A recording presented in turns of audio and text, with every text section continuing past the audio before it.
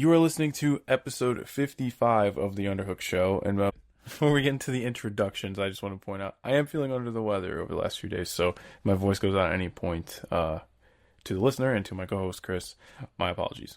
But Chris, how you doing on this Wednesday evening? Weather outside. I actually enjoyed Dynamite outside in my garage, so I'm ready to talk about it with you. Talk about the week we had. I'm ready to rock and roll. Yeah, we can start there because we finally were able to make a show after a rotten string of luck on my own end, but Warrior Wrestling block party from Crown Point, Indiana, which is literally down the street from me. So that was a really cool experience. What were your impressions on? I guess a first time show from Off Square. I loved it. I liked the venue. I liked the atmosphere it was. Could have been maybe a couple more seats in the house, but no, it's cool. I liked it. It was fun. Nice weather we had too. Yeah, I'm with you. I think we got a really nice day for it, and they probably could have sold more seats. It was a really good turnout, all things considered. But those are always cool, like those kind of shows where like we got some good matches on there, and it was very much like a hangout show. You know what I mean? Like I got to kick it with your friends, and some of our friends from the local music scene were around, and did some hustling on my end as far as promoting my business. And I got to talk to Mad Dog after the show, which was cool. Missed it. Yeah, he was out of merch actually, so I didn't get to. I got a pin and a hat that didn't fit me, but I gave it to my brother. Punched the shit out of my hand. I'll tell you that. Yeah, he's awesome. I thank him for the time, and then also got to meet Hazuki all the way from Stardom in Japan, which was a cool experience. But she was very nice as well, but obviously language barrier, didn't get to really say much to her. But I just appreciative that the wrestlers took the time to talk to people. As we were leaving, we got to run into Turbo. Yes, the tall one, Turbo, as he was leaving. So we dapped him up. Josh knocked his stuff over by accident, but we helped him pick it up, and he gave Josh a signed card, which was pretty sweet. So shout out to Turbo. And you ran into them before the show, right? I ran into Truth at Ground Point Toys, yes. So collectively I met the Outrunners. That's pretty awesome, man. Which last week I did not know who the Ring of Honor tag champs were, which, man, if I don't know now, because one of them wrestled their match. Oh, they're the six-man tags. Oh, those are the six-man belts. Yeah, okay. The tag champions, by my knowledge. It's still Mystico and Bandito? Yeah, Mystico and Bandito, because they beat Guevara and Mortos, I believe, right? Yeah, I believe so. Okay, that makes sense. But still, wearing the tag belt during the whole match, including the pinfall, is a power move. I got a kick out of that. It was awesome. Gringo Loco, and I couldn't catch the other guy's name, I'm sorry, but... Resplendor. Oh yeah, that match was cool. Trevor plays an awesome heel. Yeah, we talked to Sam Beal after the show too. He was really nice as well. Unexpected John Moxley appearance. Oh hell! Yeah. And we got the goat. The fucking goat was 2 feet away from me. Yeah, unexpected Moxley appearance. I believe that match is, if it's not up on my AEW, the Hazuki versus Marina Shafir main event, it'll be up very soon. So shout out to Warrior. Just from judging, the crowd, it seems that they did pretty well. So I hope that means we'll get more shows locally, because after RDS basically banned BLP, we have not gotten very much in the last 3 years. We may have gotten one show in the last 3 years. So hopefully that means Crown Point will get more wrestling, because there's clearly an audience for it. Great turn for a Sunday night. So yeah, that too, man. That too. So support your local indie any way you can, because get these wrestlers paid, man. Support Sam Beal, because he comes out to Nickelback. Yeah. Hell yeah. Before we get into all the AEW stuff, because this is a pay-per-view week, if you could believe that, my head's still at Forbidden Door. This cycle went by real quick. We need to talk about Dark Side of the Ring. And I happen to cover a match near and dear to our hearts, as well as many others, considered by many one of the greatest matches of all time. Maybe not based on the criteria that you would normally think of when you think of GME. Samoa Joe versus Necro Butcher. Aired last night on Vice. You and I both watched it this morning in our free time. Chris, what do you think of the Dark Side episode? Everything that I knew. I mean, we all pretty much know the history. So, but hearing like how the match came about and the reason that Joe took it is just because he wanted some ass. That's pretty awesome. But Yeah, like, so Joe's perspective on it was probably what I was most eager to hear about, because I believe it was either last year or maybe late in 2024. Justin Wang did a really cool YouTube video on this match and like kind of the lore behind it. He was doing like a lot of Wayback Machine searches to find like Joe's blog and all this other stuff. And it seemed like it was more public knowledge of the powder keg moment to kick off what would eventually be Ring of Honor versus Combat Zone Wrestling. Crazy to think that that Chikara tag would like lead to both Joe Necro and then Cage of Death, which are like, I mean, on my short list for like two of the greatest matches to ever take place. But it was cool to hear Joe discern what was embellished and what the reality of the situation was, because he was kind of given Ian gave him stuff to talk about to type the matchup, and I think a lot of that stuff was interpreted as fact just because Joe's that good, and obviously Necro was like actually taking it personally. So when those lines are blurred, you can make magic, and obviously Joe Necro is. It was cool. Like, I mean, I know that Darkseid's not associated with anybody. It was cool he didn't shy away of Punk's involvement on commentary and stuff like that, despite his kind of affiliations these days. And I had no idea Necro had cancer. yeah, me either. I also was telling you that I went and watched, or I started watching the actual whole event now because that card is stacked from that show. Mm-hmm. Like minus Joe and Necro. You have Punk and Homicide. You have Claudio versus Tracy Smothers. So crazy. But How far did you end up getting? I just watched. It was Mickey Knuckles versus Allison Danger and someone else for the women's title. That was the last thing I remember watching. Oh man, there really is a who's who on that show. Yeah, so I'm gonna turn it on tomorrow when I'm cleaning up. Hell yeah. I only knew that match. I didn't know anything else from the card, so But yeah, they beat the ever loving crap out of each other, and it was all that spot where Joe just drops him on his neck on the concrete. That lives in infamy in my head. The power slam or the one off the apron? When he slipped in the crowd because they was slippery as shit, and they said, "Yeah, we're just gonna still go for it." And they, God, that spot, and the apron spot was horrible too, but. I did appreciate how like Prazak acknowledged like, yeah, we're not calling this match. Like the way that they reacted to that match. Yeah, the way that those three reacted to that match is how I'd be like you and me calling that match. You know what I mean? Speaking of, go back to Warrior. Shout out to Warhorse. I hope he's good because. Oh yeah, he scared me. Took a spill on that tope and his forehead met asphalt, and nothing good happens when that happens. So he finished the match though, and seemed to be all right. Maybe just got his bell rung a little bit. Glad he's back though. I know he was hurt. I didn't think that match ruled. No, but anyway. Yeah, like experiencing the Mad Dog match in person too. Like even if it wasn't one of his more like no property was ruined. Or the chairs, but I mean. Yeah, but my hand, it was because he punched. Yeah, yeah. As far as more of it wasn't like a one of Mad Dog's like where they brawl for miles and miles. Just the energy that man siphons on his own is just ridiculous. It was really cool to see him in person. And he worked in New York like either on Friday or Thursday on one of those produce shows. So he's been a busy man. But yeah. Check out the Warrior stuff when it's on streaming. Check out a show in your area if and when you got one, and check out Dark Side of the Ring, Samoa Joe, Necro. And if somehow you haven't seen the actual Joe Necro match, like put that at the top of your list. It is quintessential independent wrestling from what's now a bygone era, but I mean they set the precedent.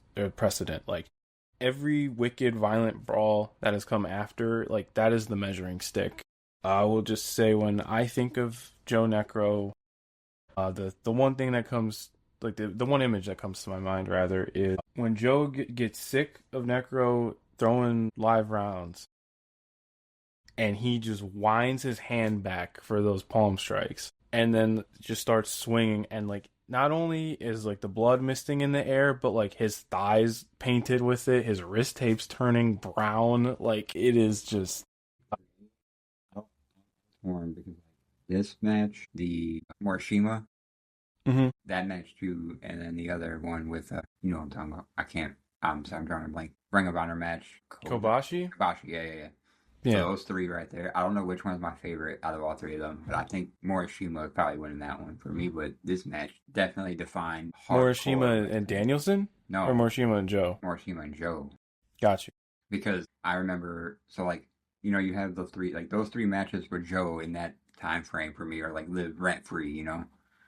And like, I don't know which one I like the best, but Morishima, I think Morishima and Joe is still my favorite just because I'm a big Morishima guy. But this match absolutely defined like what hardcore wrestling is in the indies. You know what I'm saying? Like, you go, without this, you're not going to have like those crazy Nick Gage matches, those crazy, you know? So it set the bar for sure.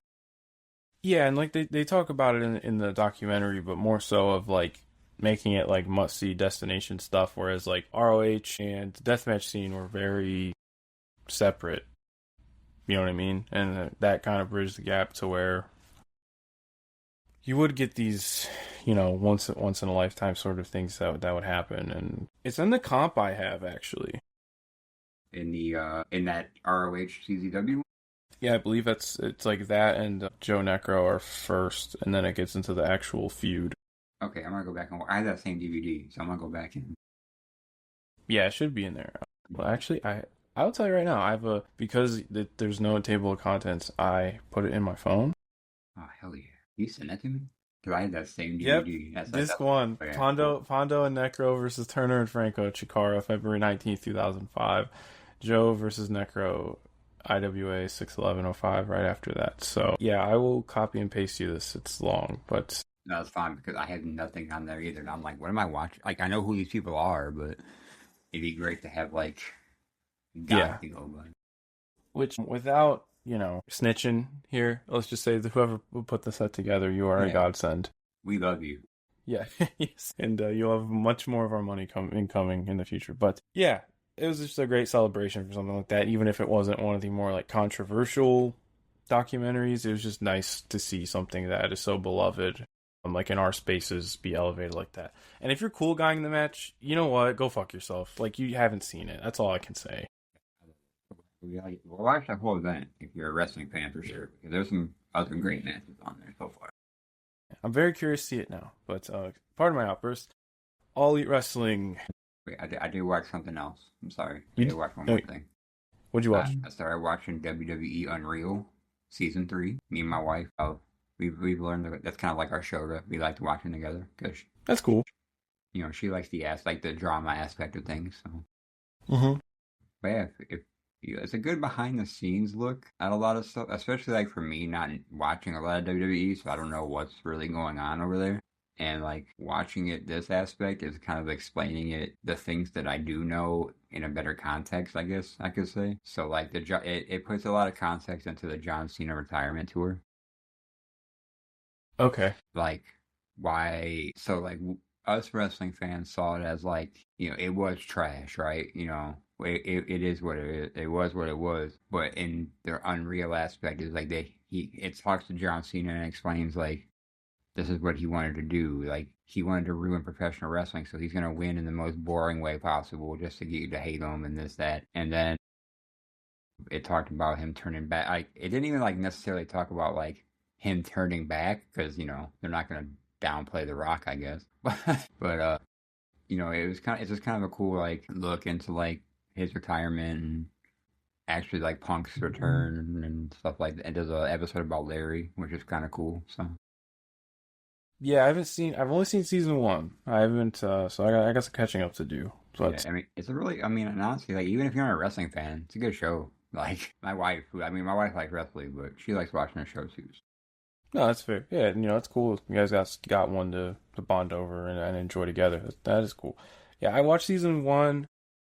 With Triple H, there's how do I say this diplomatically here? I mean, you kind of know when he's greasing the wheels a little bit.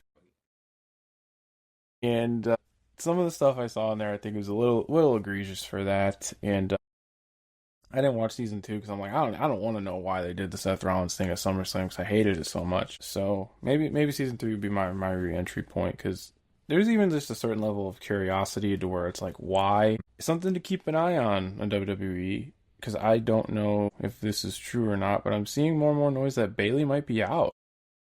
Yeah, they said her contract's up and she might be out, but I mean, that's always rumor, and you know what I'm saying? So Yeah. she did get fucked up in that match, though, I'll tell you that. Yeah. I will say this to kind of, I'll use this as a segue as far as people who were not actively signed to a company. AW's in Detroit pretty soon. Contracts are up. So one to watch. Tonight, though, All Elite Wrestling was in Nashville, Tennessee. Nashville, Tennessee. That's right, at the Pinnacle, which another one of these. It looks like more of like a music venue with the vertical tiers, and I think it suits them in this set, especially like I said last week with the way the noise kind of cascades down on the ring. Or nightmare. Yeah. Come back somewhere else. Come back to the Wintrust, please. Yeah, Wintrust. Get your act together. Like, there's not a bad seat in that house for wrestling. It's way closer, but like, y'all ain't doing nothing else there. Come on. Just because Tanahashi did his last U.S. match there doesn't mean it was the last wrestling show. AEW Dynamite. Pinnacle in Nashville, July 22nd, 2026. Go home for the new pay-per-view Redemption, which was apparently supposed to be where the title switched, but obviously that is the title. They already switched the title, so instead, this is leading up to the Kenny Omega Kevin Knight main event. Cold open before a vignette backstage with the blunt rotation lineup of babyfaces being Jon Moxley, Kenny Omega, Will Ospreay, and really setting the table for the post-match angle to close out the show, to where, you know, Kenny and Will are being buddy-buddy, and Moxley kind of ruins the moment a little bit. Yeah, on the shoulder. Do you think, because like, this is kind of going to be a big point over the next month, so I'm going to give you a kind of two-pronged question here. Do you think they do a Moxley-Kenny defense before Wembley? Yeah. So by that measure, do you think that they're just keeping him around long enough to where then he's going to pull the trigger after Will wins? In Chicago. Bet. Because I always feel like it's just like Moxley's playing devil on the shoulder. He's eventually going to pull the trigger. I mean, they might do a Moxley Omega match, but I don't think it's going to be a title defense, though. Got you. It just seems like, I feel like they're going to run it one more time before Kenny's done. I just don't know if it's going to be part of the title reign. But like, Mox is really sticking his nose in every opportunity. Obviously the friendly fire here, but it's interesting how heavy-handed they are with it. You know what I mean? AEW is just not a stranger to playing the long game with these things, where they'll kind of, dangle the carrot a little bit. But no, it's like, no, like, Moxley has been a part of the build of this match since Will won the tournament. Before Will won the tournament. You know what I mean? Like, it's just the whole Death Riders influence and all of that too. But the fact that basically anytime Will and Kenny are on screen and Moxley's right around the corner, it just made me ask that question of, are we getting another Kenny-Moxley match? Because they've done it on TV a couple of times. Ospreay's kind of playing like a little shitbag here a little bit in this opening little segment. So I'm like, give me heel Ospreay again. Give me that. Opening match. The one I was looking forward to the most, and I thought it delivered. Darby Allin, Kevin Knight, after weeks of Darby Allin jumping Kevin Knight, threatening him with explosives, finally get the blow off from, or at least chapter in their feud, since Kevin Knight turned heel back in May. And I was curious to see how the match dynamic would be flipped, because their last match was babyface versus babyface. But this was just a full-on bomb fest, and I had a great time with this. From the jump, we knew what it was going to be, but probably my match of the night. I would say this was mine, yeah. Yeah, if I had to assume. A lot of good matches, but this was definitely bell to bell. This was a good TV, I would say. That catapult he did through the steel steps and the cover on the steps, though, was terrifying. But I can't say I've seen the panel pop off the steps like that.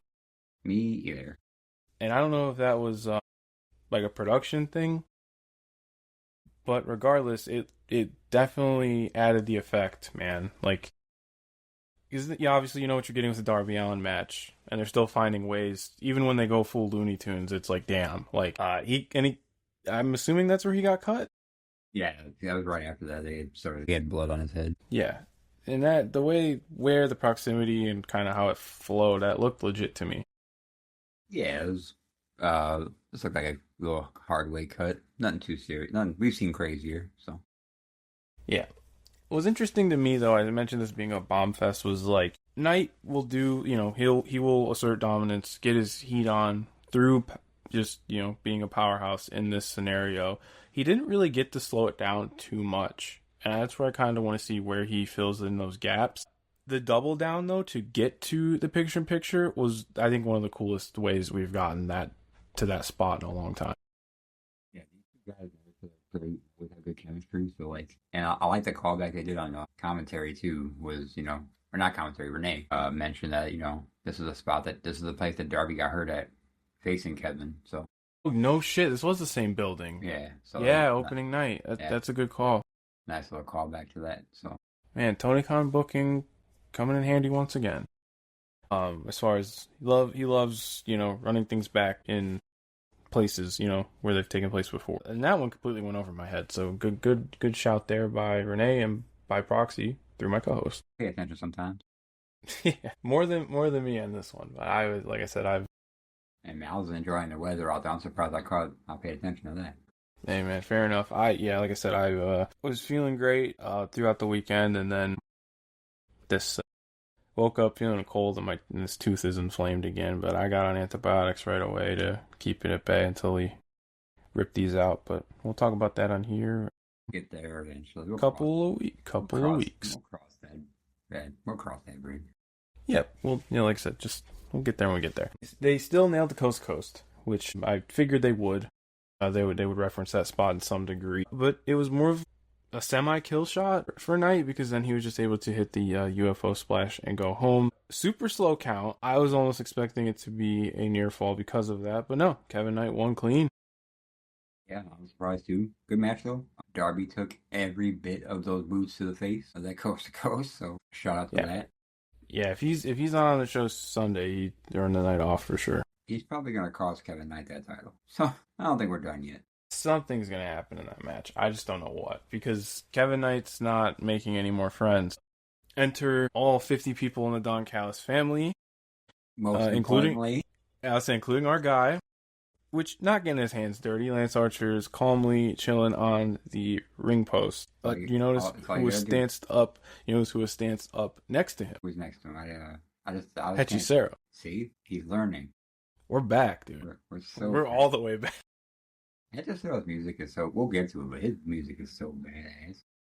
I got a few things to say about Hechicero tonight. I was just all good. I'm just glad to see him again, because I have about 5 months of other promotions I need to watch after I get through ECW, so I have not been watching a ton of Hechicero lately. But it was really refreshing to see him back, be it posted up next to our dog or tearing it up in the ring. But what is going on here now? Because are we consolidating belts, do you think? I don't know, because we were talking about them doing Hangman Fletcher at all in, and I like that idea a lot. Man, now you haven't talked about him since. not even mention him. Yeah, you haven't brought him up on Dynamite. You haven't talked about him. Like, it's my knowledge, or I didn't watch Collision, but even then, you're not bringing him up on your bigger show on Dynamite. So, like, what are we really doing? Yeah, I should speak, because I didn't watch Collision either. So we'll have to go back, or correct us even if they did mention Hangman on Collision. Let us know. Fletcher making enemies. I don't really know, like, both with Knight, but then he's teaming with Okada, but they have shit. I mean, that's a match we're going to get at some point, certainly. Right now in Chicago for us. But hey, unless they just go to what we've been talking about them doing all along, which was Takeshita, Okada, and Fletcher, and the G1 should be done by then. There's no Takeshita on this show because he wrestled in our time zone this morning. some results of that too. I'm pissed me off, but whatever. All right. Shout out to Keshta, I guess. Did he beat your guy? He beat Yuto Ice. I saw Hiroki Goto pin Tsuji the other day, which would put him in line for another title shot. And I need the IWGP to stand, or the G in IWGP to stand for Goto again, because that was one of the most feel good title reigns of 2025, only cut short by injury. I feel like they're pushing for Takeshita to win this big back. I mean, I could see him going to the final and losing. I don't think he's gonna win it, but it was Shota's to win, and obviously he had to forfeit, so maybe. I don't know, man. Just give it to Goto. Just let him win it. Give it to Unk, man. Anyways.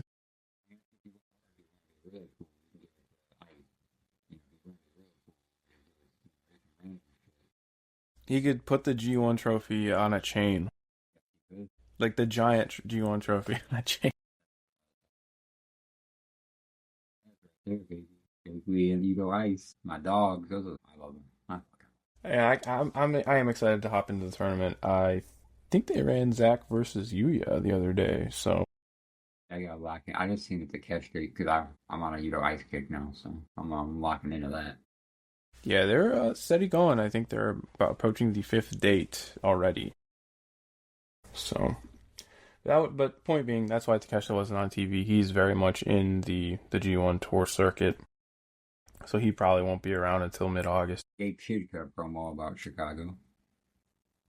That was funny. Well, not about Chicago, but about G1 and why he wasn't in Chicago. One sec. About his visa issues, did he explain it, or did he come up with a kayfabe reason for it? He just, he didn't really say anything. He just said he did a debut thing he was like, it's my opening night for the G1 for me. Don't worry about Chirac. That didn't count because I wasn't there. You had to put up with a boring Shota match. Nah. So yeah, that was what we got. I didn't get Gabe Kidd, but hey, it's cool. It was alright. Yeah, so we're still in this kind of promo train of everybody talking over each other, but Okada was kind of absent from the scrum, but then he's teaming with Fletcher. I just don't know what, what's the long game here? Are we getting Fletcher out of the family next? Looks like that. I mean, he's the only one without a belt right now, right? No. Okada, no, he's international. Okada doesn't have a belt. Yeah, that's what I mean. Yeah, I don't know. I guess I would assume that the person without the belt would be the one out of. Yeah, so I mean, yeah, maybe Fletcher. Maybe they all just turn on night. Who knows? The crux heading into this match, though, is that Fletcher's trying to prove a point here by saying, I don't need anybody's help. He won't need anybody's help for an impromptu Brodito versus Proto-Kata match. Never mad about seeing Brodito, so I'm a little mad he didn't have the shiesty on, but. Yeah, no shiesty this time. Yeah, chain. Either, man. Has a chain, though. Got every chain. Cool matchup on paper. This is more of a traditional preview tag, as we would see in the past. What were you saying, though? I was going to say, shout out to Mark Davis, though, because they gave him the microphone time earlier. So. Yeah, reminding us that he is indeed defending against Andrade this weekend, which I'm really excited for. That match is going to be badass, all right? Yeah. Mm-hmm. We'll talk about it when we break down the pay-per-view. Yes, which we will be doing after we discuss the conclusion of TV. Middle of the show here, though. Brodito versus Proto-Kata. And you kind of knew what you're going to get with this one. And I think you're going to see more of this with the Fletcher Bandito singles, this is kind of as Chris, you would dub it, the PWG slot on the card. They did settle into some structure, though, because there was a lot of, Bandito was stranded for a lot of the first half of this match. Getting the heat on him, building to hot tag from Brody, and, man, one of the more terrifying things is Brody doing a tope, man. I see a big train coming towards me, I'm out, right? Yeah. Also, Brody's going to be on the next episode of Hard Lore with Scott Vogel from... I did see that. I'm definitely locking into that. Yes.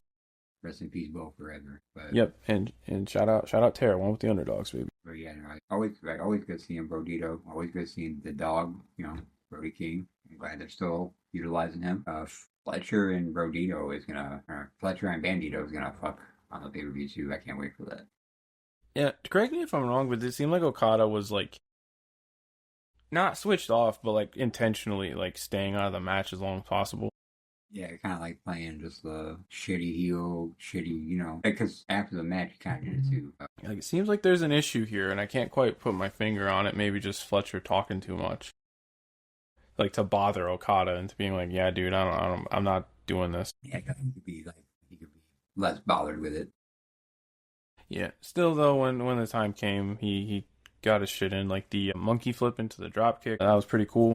I like I still think the 21 plex is still the craziest setup when you're just waiting there for it. You're waiting in downward dog. Credit to Fletcher though, because he was trying to milk it like while he was like clawing at the ropes and like really just trying to stooge for it. Like I think he made the most out of it without it being the deadlift variation. Like he knew he was facing hard cam. He knew he couldn't just sit there.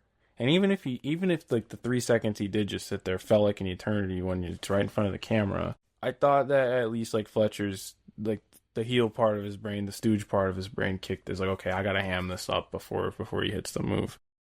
And I appreciated that actually. It's like, look, it's one of those things where it's like, yeah, is it a contrived setup? Of course it is. But when you can tell somebody's putting the effort into like get it over the line at the best way he possibly can, that's when Fletcher shines the most for me. Like when he's putting in those the fucking cliche, the little things, but like it was all there.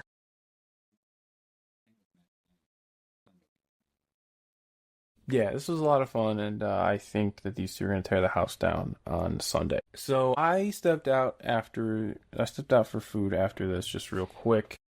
So I missed the post match angle. So I did not see Andrade's appearance on the show.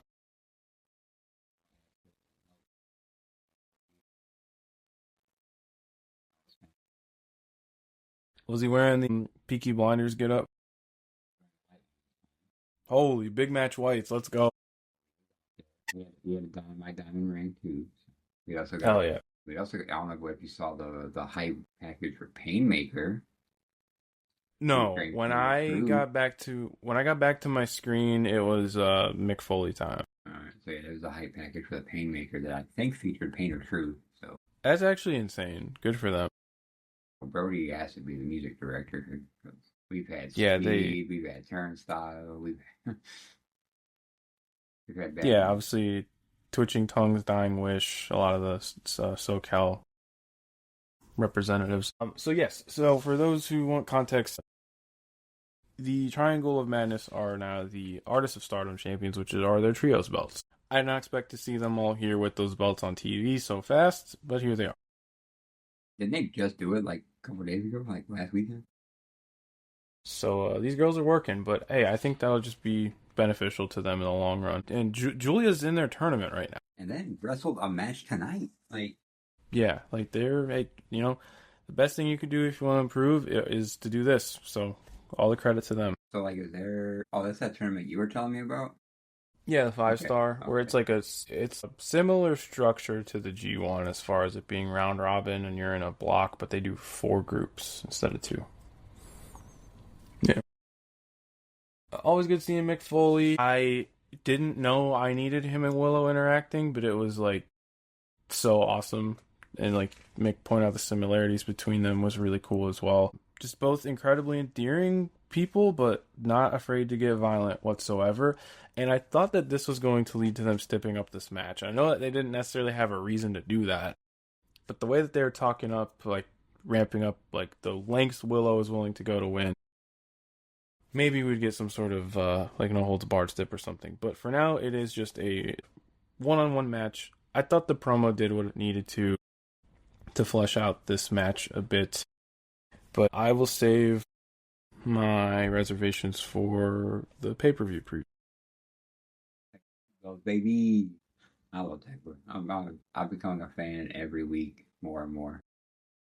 I mean, I say it too every week. It's just I think like it's wild. She was a bottom of the ladder in her faction, undercard wrestler, and completely changed her situation around, and she really fits in on American TV. So that's just one of those success stories, man.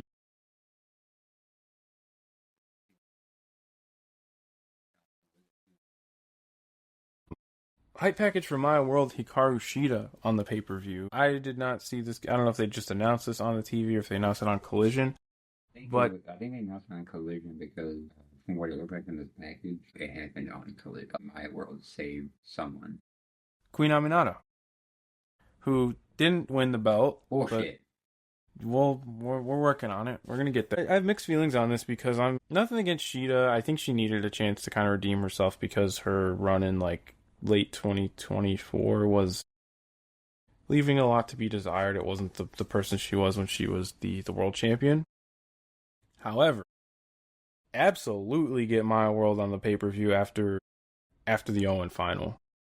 It feels like, because everybody criticized AEW how they don't capitalize on these sort of moments. It feels like there's more of a concerted effort to keep My World on your screen and giving her another singles match on a pay-per-view and possibly a championship is a good way to do that. Still, you're going to showcase her win, lose, or draw. It's a good showcase. And then you could still have her team with Hyon and still go for the women's tag belt and still have her showcase there again, you know. Yeah, just be a featured part of the roster. You're on there all the time. And bring Hyon too. Yeah, let's go. We know we're big fans of Hyon, so shout out the Black and Orange. DPW forever, baby. DPW forever. Shout out to Brian Evans, by the way, because he was on. They praised him on that Unreal show. That's awesome. John Cena praised him, so that's the highest regard right there. Absolutely, damn. Do you know if that like John Cena tournament where like whoever wins the match doesn't have to win the tournament like ever came to fruition? I don't think so. He announced like a tournament where the fans vote on who wins despite who wins the matches, and then I don't think they ever did anything with it. No. Yeah, it probably wasn't a good idea in the first place, but you know who's back? Our dog. Switchblade Jay White is back in loose pants. What are your thoughts on the gear change? I mean, you gotta switch it up when you come back sometimes. Maybe the tights were too much. Yeah, it threw me for a loop, but I guess when you compare it to the boxing robe, kind of matches the jacket compared to when he was wearing the leather jacket with the ring tights. You know what I mean? Kind of seems more consistent, but definitely took me for a loop after watching Jay White use the same style of gear for 9 years now. Minus those why did he use the wrestle? 8 years, 9 years now. He's had the same look. So. Don't forget. Oh yeah, the excursion tights.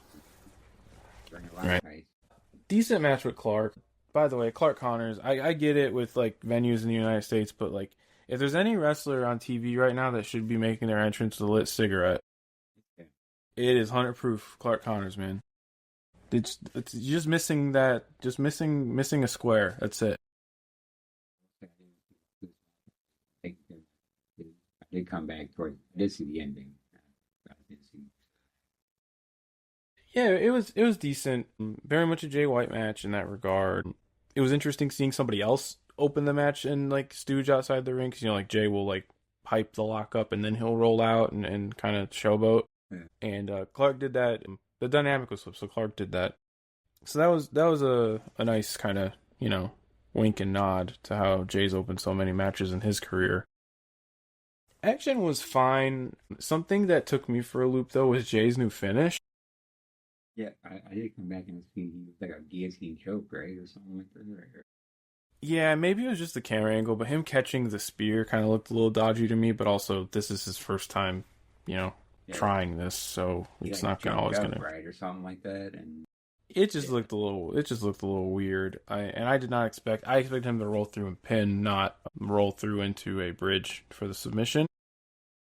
Jay's used submissions in the past, the TTO, the Tanahashi tap out, where he worked the leg in those matches. So this is completely out of left field for him to be doing a guillotine choke. I don't know why he would opt out of doing the Blade Runner.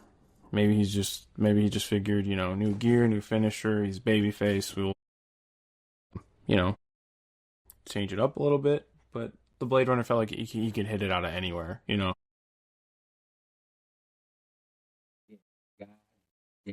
David Finlay whack him with that shillelagh. Oh. Yeah. Jesus. That's a home run. You didn't miss that camera angle. I want to see... I'm assuming now that we know there's going to be a tag match on the pay-per-view. I want to see how far they take this blood feud. together, because that's not something Jay White's really gotten to do in AEW. Like, he's had the Hangman feud, but those were more, yeah, This means yeah. So there's a lot more backstory here. yeah, I'm excited. But who, like, my thing is, who do they get as their fourth? Because they only got three. Well, they only got two until Gabe Kidd can get all the G1 or out of the G. They worded it as a double chain match, so I just assumed it was going to be Jay and Juice against Finley and Clark. I'm talking long game. We can do four if you want to end it. I feel like the blow off is going to be the singles with Jay and David. Yeah, maybe Wembley for that, or maybe Chicago. Maybe Chicago if it's not Wembley. If they, because only you can only have so many singles matches on there, and I feel like they're going to do a gauntlet match again on All In, and they're going to overlap a lot of the outstanding feuds where people don't get their time, so to speak.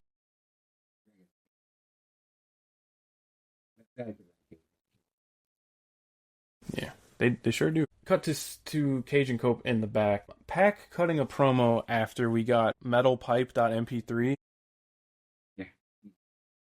Yeah, they got absolutely shit canned, and Pac just, he talked his shit, man. And I'm like, man, like they should be the tag champs, but shirt tucked in too, man. Like Pac always throwing us curveballs here with the swag. So I would like to see Claudio and Pac win those belts, even though we all know that's not happening. We all know the end game.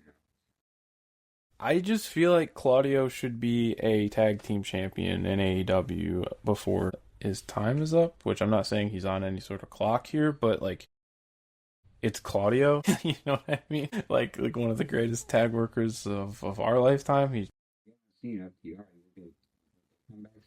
I mean, they're gonna have to do something here, because if we're doing this whole legacy thing, like the legacy tag match, all right, let's do some roll call here, because we said it was going to be Cage and Cope, FTR, the Young Bucks, but allegedly the New Day are signing and the Motor City Machine Guns are signing, and then you have Death Rider influence around as well. That's 6 teams. I know they've done like Fatal 4-Way with trios, so like 12-person ladder match or whatever is not off the cards, but it's like that's a lot of moving parts.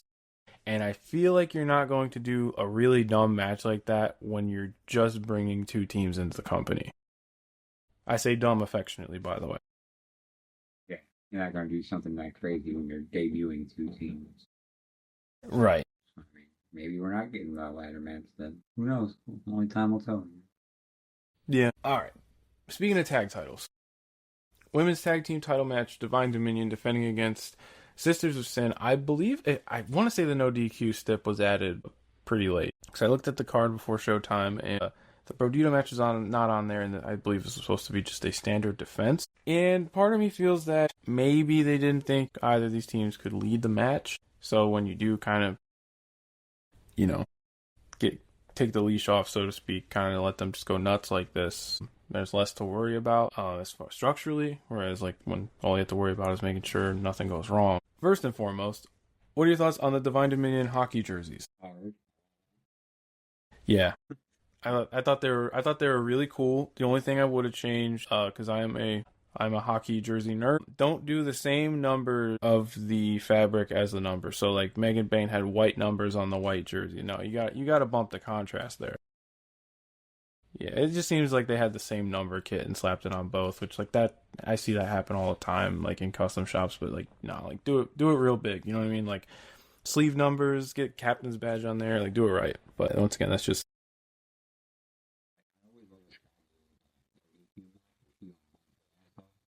it. Man, she ate shit in this match. To her credit. She don't care. She'll do it. But I fuck with the Divine Dominion a lot too. I don't know who you would have to beat them though. Well, I mean, Brawling Birds are being featured more on TV, even if they are not exactly being booked all the time. I think it'd be pretty sick, because I think Hayter would work really well with both these two. Windsor can hold her own, but I mean, like, when you think of like kind of ass kickers in that division, Jamie Hayter is like top of the list.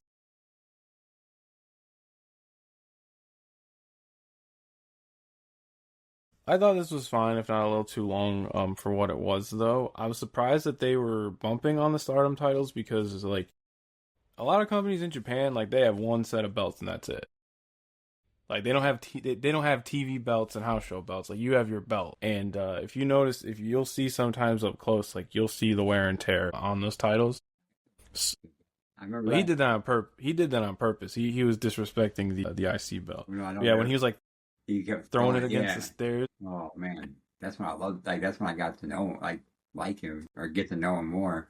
I was like, why does he keep throwing the belt? And then someone told me like he was just being disrespectful. I was like, oh, I love this dude. Yeah, keep doing it. He was like playing kick the can with it down the entranceway. Yeah, You broke it. yeah, that shit was hilarious. But yeah, I mean, I think that they kind of knew that both of these teams could thrive in this environment. Maybe they didn't want stuck to more conventional tag structure, especially when, no disrespect to Triangle of Madness, especially with the work they're putting into, be a little bit more seasoned, go see other parts of the world, work different styles, etc.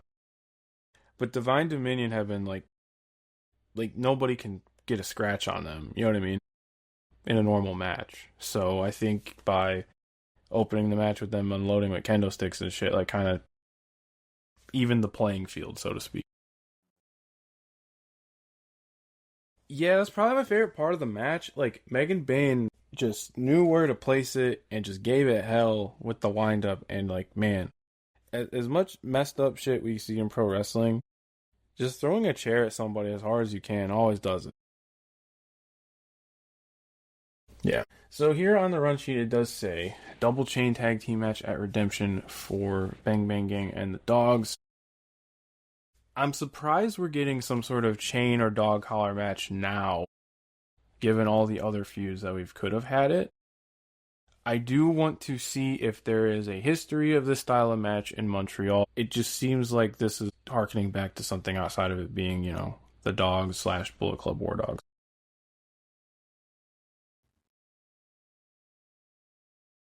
Yeah, I mean more so. I gotta brush up on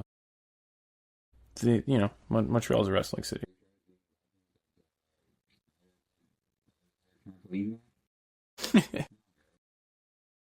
Tape trading FMW here.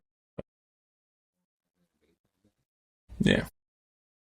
It just seems it just seems something about the timing and placement of this match seems that there's more to it. That's all. Don't quote me on that though. Back from break, main event time. The blunt rotation match that was announced as Dynamite was going off the air last week. Kenny Omega with Jon Moxley and Will Ospreay as Death Rider representatives, facing off a Don Callis family selection of Brian Cage, Jake Doyle, and Hechicero wrestling in AEW once again. And I would just want to say, I thought he was phenomenal in this match before they had to send him to Super Hell. But man, was he great and just a breath of fresh air to see. Just out the gate with Ospreay, and I enjoyed the TV match that these two had in the spring, but just doing the Hechicero thing, you know what I mean? Just something completely different from what you've seen on American wrestling television. Bringing Ospreay to the ground, and what's interesting too is how they've been telling us that Ospreay has changed his style, and he's obviously he has the armbar finish now. Then he's face to face with Hechicero, and it's like, all right, push has come to shove. What can you do? It's it's testing him ahead of the big match. I really enjoyed seeing that dynamic, and I just thought Hechicero was awesome with anybody in this match.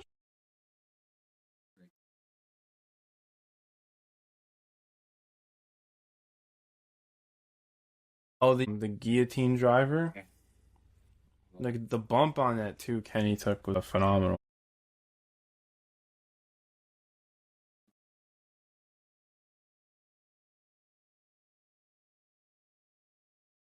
And I love how Hechicero was flexing the metal during their entrance. That was cool too. I forgot he had new music. I'll be because I think from what I've watched of him elsewhere, he's still using he has a CMLL theme and a AW theme, and yeah, that kind of has the riff to it as well, and he kind of does the movements in time with it, and this is just full on metal, which is also cool. But yeah, they got the heat on Osprey, and then obviously Kenny's making the save here. And by the time that they're in the deep waters of this match, it's just it was basically up to Kenny and Mox to deal with the heavies, and then unfortunately Hachicero had to deal with everybody's finisher. Check out that hidden blade V trigger combo because you missed that. Your elbow's getting destroyed. Oh yeah, Osprey's been on the money with the combination finishers with both Kenny and Mox.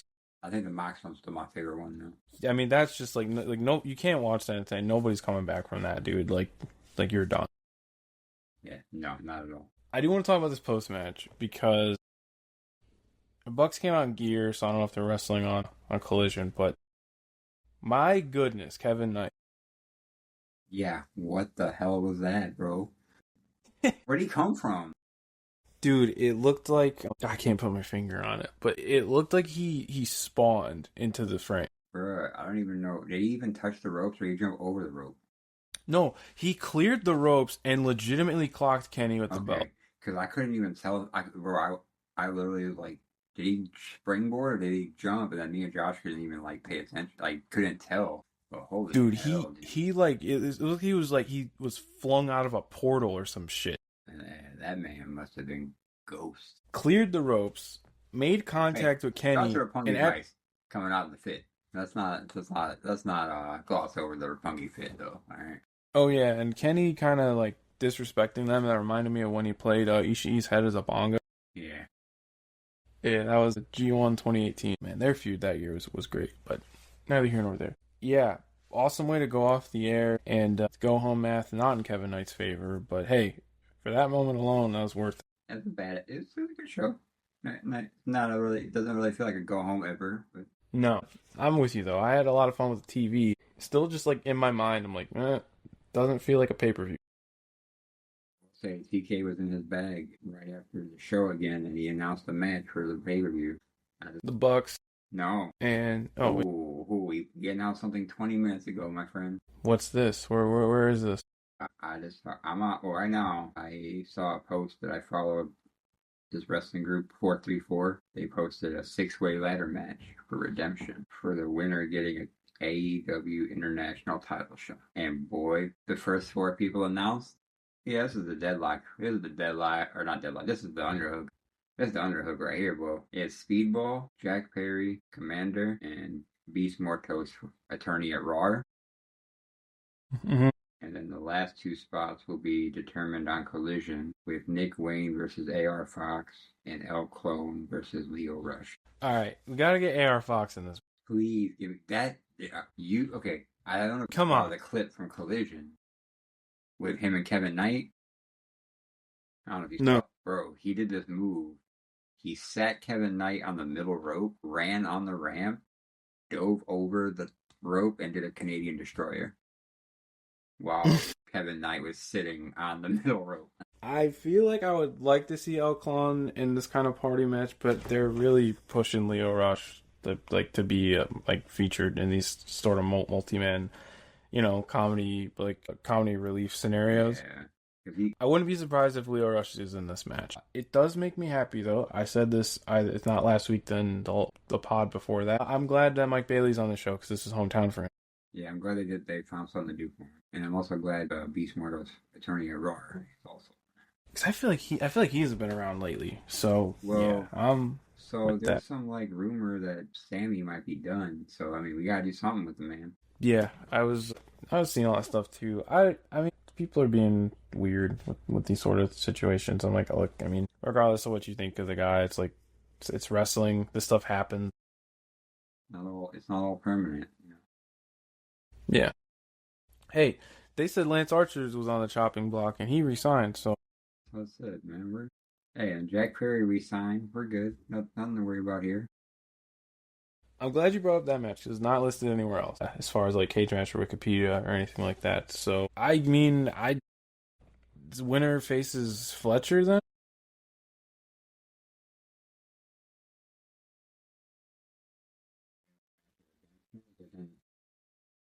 looking at the list, I mean, Speedball would be the Speedball or Leo Rush. Honestly, would be the suit. Okay, they're pushing Leo Rush, but I mean, you're not going to give Leo Rush that match at all. I think it'll be Mike Bailey because not only the hometown implications, but how well received Bailey and Fletcher's match was last year. Yeah, although this is not going to happen, but a match I would like to see: Kyle Fletcher versus the Beast Morto. I just think that'd be cool as hell. Yeah, we could take it from the top here. From I got a cage match pulled up. The 26th. Hikaru Shida, My World TBS title. Like I said, this is just a really good way to follow up with My World after AEW's been criticized in the past for letting those sort of things pass them by when they had a chance to really strap the rocket to somebody. So I don't know if they actually do pull the trigger or not, but I'm just happy that they made a correction here. Yeah. Pull the trigger, but I wouldn't be mad. Yeah, I'm with you. Then the Young Bucks, John Moxley, Will Ospreay match. Alright, it's just branded as Young Bucks versus Death Riders. I still gotta get used to that. Feels like around this time, or maybe even towards the autumn, like the Bucks get their All-Star match like once every year. You know what I mean? Like in the past. Yeah, so this seems more up that alley, but I'm sure it'll be cool. I mean, you gotta keep Ospreay's momentum going here, though, right? Yeah, so I'm with you on that one. As we talked about earlier in the show, Cage and Cope defending.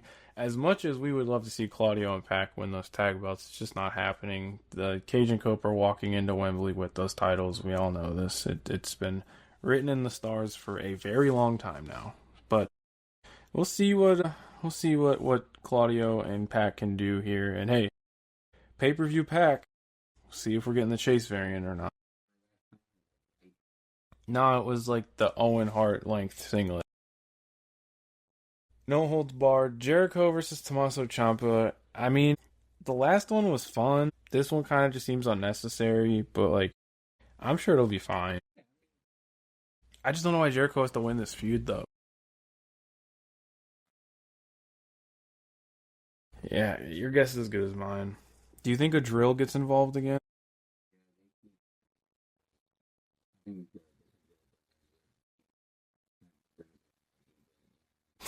National title match. Andrade El Idolo challenging Mark Davis.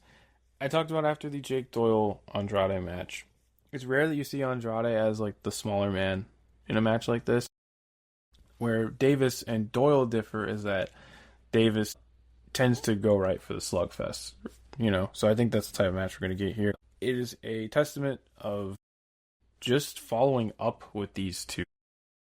Davis was the odd man out for a long time between Fletcher's push, the whole, Fletcher's getting the rocket strapped to him while Davis was injured. He comes back, then his tag team partner is immediately injured. Or his new tag team partner is immediately injured, I should say. And now look, he's in a singles match on a pay-per-view defending a championship against somebody who last year was employed and then he wasn't and then he was again.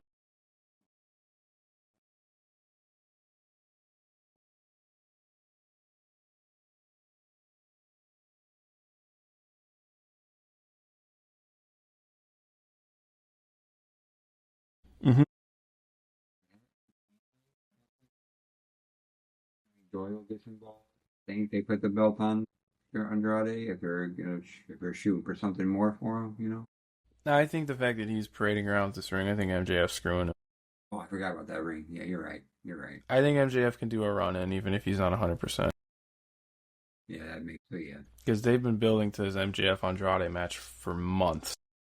And I think this is where we get it in line. Yeah, or if you want to, and he can't run out, and you want to still set it up, and you know he's coming back soon, have someone come out in the devil mask. No one's gonna know. Type situation.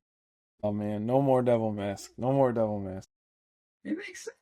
I got PTSD from that story, bro. Well, at least when he does it now, it makes more sense. Not the devil, like not the group itself. I still think that's where we're going for the match. You could even just have it for this belt if you wanted to try to elevate this belt. Because I said if Andrade wins the belt and this is supposed to be the touring championship, it's time for Andrade to get back to Arena Mexico. And if this is how we get there, let's do it. I think, though, we know Andrade's path regardless of if he wins this title or not. So I just want the match to go as well as it could. Yeah, I think MJF cost him in some way, shape, or form, mask or otherwise. Kyle Fletcher defending, so we go from the national to the international title with Kyle Fletcher defending against Bandito. Like I said, they're giving Fletcher a lot of the hyper athletic fireworks show type defenses with this title. And who's the guy for that? You know, who's the guy you want in that scenario in AEW? Most will point you towards Bandito. And they're getting a pay-per-view time slot for it. So I think this is one where you just sit back and enjoy the explosion.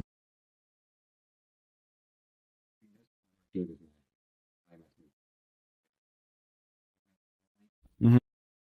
Bandito's match with Mox last. I imagine. Yeah, especially because like Mox was able to it was one of those things where Mox was able to. That's not even how I'm trying to start. That match worked so well, I think, because of the Styles Clash. Where there's going to be more of an arms race. Like, these two are just going to be trying to outdo one another with like, their power and their speed. And like, it's going to be nuts.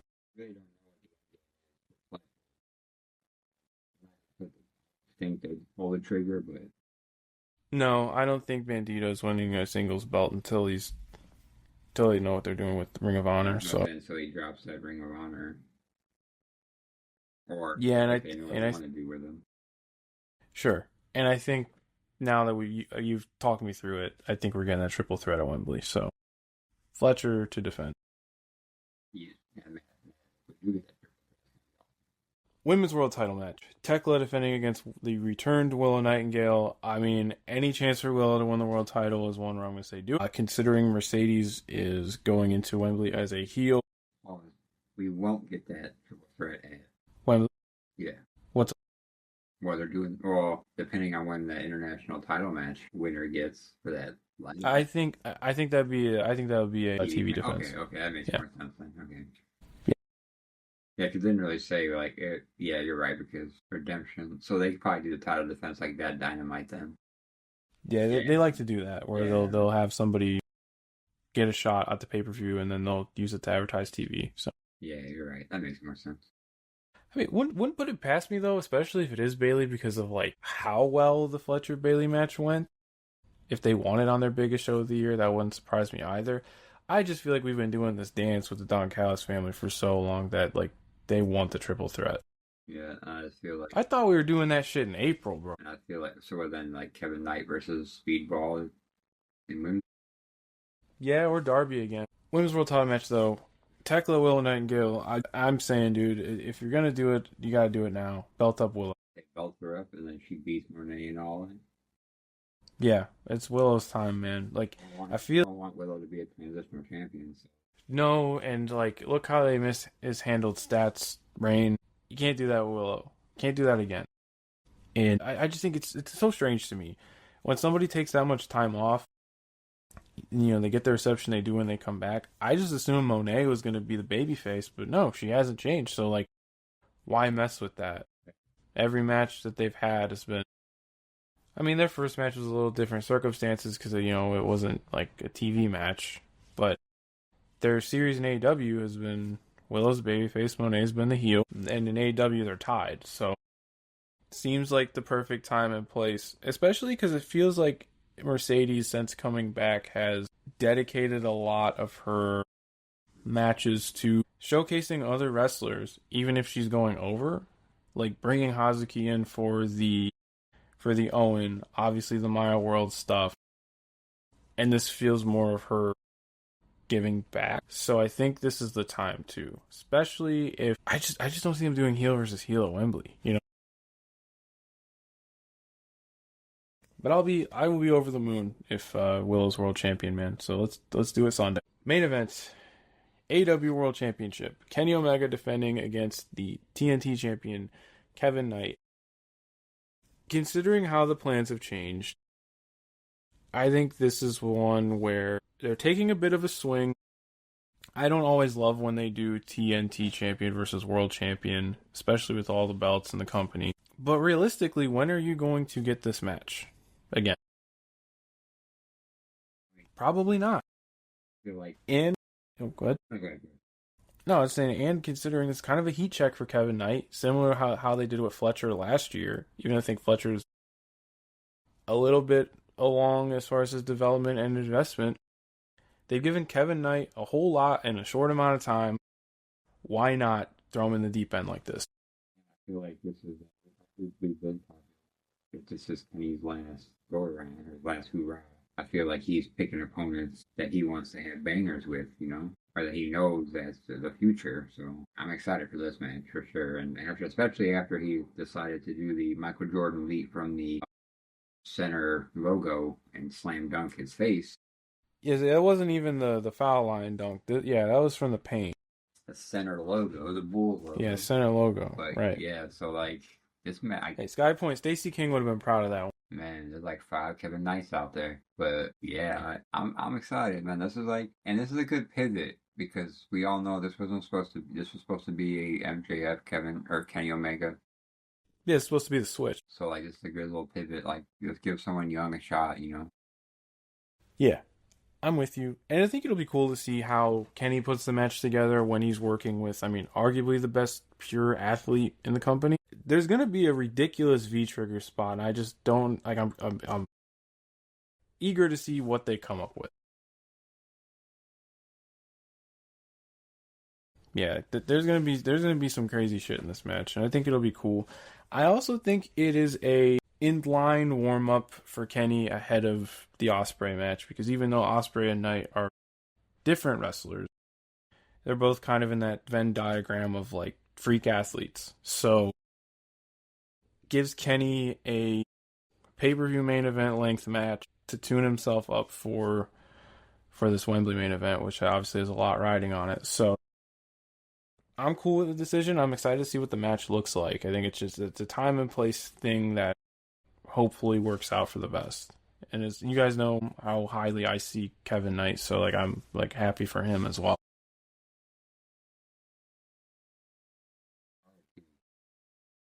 Yeah, AEW, like I said, short-term builds for pay-per-view, even if it doesn't feel like a pay-per-view week.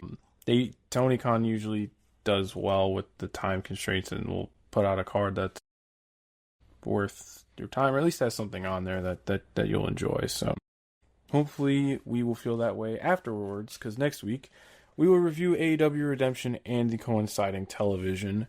But for now, I believe that's it. Chris, do you have anything else to say? Anything else to plug? Same here. If you got this far into the podcast, thank you so much, and we'll talk to you again next week.